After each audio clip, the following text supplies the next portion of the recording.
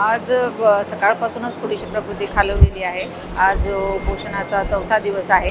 तर त्या अनुषंगाने त्यांचं जे BP, पल्स आणि रेग्युलर जी तपासणी करत असतो ते सकाळी BP त्यांचा बराचसा खालावलेला होता. 84/54 म्हणजे खालची व्हॅल्यू बरीचशी कमी होती.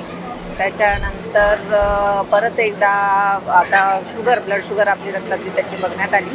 तर ती पण 70 झालेली आहे. म्हणजे ही बरीचशी खालच्या साईडला आलेली आहे.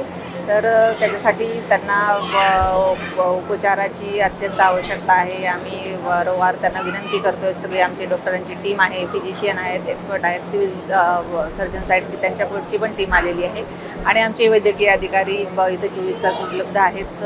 परंतु त्यांच्या विनंतीला त्यांनी आमच्या नकार दिलेला आहे तुर्तास तरी बघूयात प्रयत्न करून काय उपचार आपण यांच्यासाठी उपचाराची काय दिशा ठरवता येते.